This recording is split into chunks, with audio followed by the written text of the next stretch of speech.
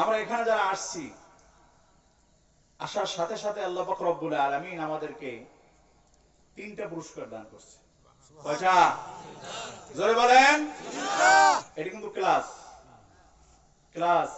এখন একাডেমিক মাদ্রাসা ছাত্র হওয়ার সুযোগ আমাদের নেই। আমরা ওই কোন মাসে কোন জায়গায় মাহফিল হয়, কোরআনের কথা হয়, ওখানে যেই আমরা ছাত্র হব।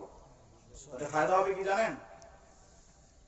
মনে করেন আপনি এই মাহফিলে যান, মসজিদে ইমাম সাহেবের কাছে ফজরের পরে ছাত্র হন, তলাবুল ইলম, এই অবস্থায় যদি আপনি মারা যান, তাহলে আপনি একজন তলবে ইলম, ইমাম সাহেবের ছাত্র, মাহফিলের ছাত্র। এখানে কি আল্লাহ এবং আল্লাহ রসুল কোরআন হাদিস ছাড়া বাড়তি ফাজলামি মার্কা কোনো কথা বলা হয় নাকি?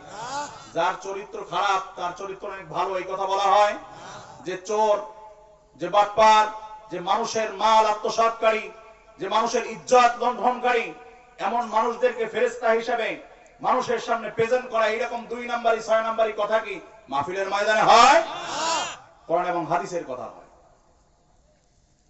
তাহলে এই দর্শের ছাত্র যারা হবে, আল্লাহ রসুল তাদের জন্য কি বলে জানেন? মান জাআল মাউত ওয়া হুয়া ইয়াতলুবুল ইলমা লিইহইয়া বিহিল ইসলাম ফাবাইনাহু ওয়া বাইনা নাবিয়িনা দারাজাতুন ওয়াহিদাতুন ফিল জান্নাহ। বলেন আল্লাহু আকবার। আল্লাহ রাসূল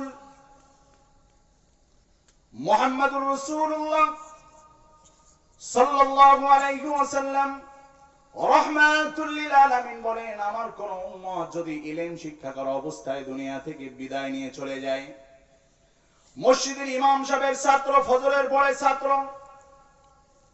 কোরআনের সূরা কিরাত মশক করে, নামাজকে শুদ্ধ করার জন্য দোয়া কালাম মশক করে, এমন জীবন যাপন করা অবস্থা যদি আমার কোন উম্মত দুনিয়া থেকে বিদায় নিয়ে চলে যায়, ওহুয়া ইয়াতলুবুল ইলমা, যে সময় ইলম শিক্ষা করা অবস্থায় ছিল, ফাবাইনাহু ওয়া বাইনা নাবিয়িনা দারাজাতুন ওয়াহিদাতুন ফিল জান্নাহ, আল্লাহ রাসূল বলে ওই ব্যক্তিকে আল্লাহ এমন পরিমাণে জান্নাত দান করবে যে নবীদেরকে যেই পরিমাণ জান্নাত দান করবে, এবং ওই ব্যক্তির জান্নাত, শুধু ওই ব্যক্তির জান্নাতের সামনে লেখা থাকবে উম্মতের জান্নাত, এবং নবীদের জান্নাতের সামনে লেখা থাকবে নবীদের জান্নাত। সুবহানাল্লাহ।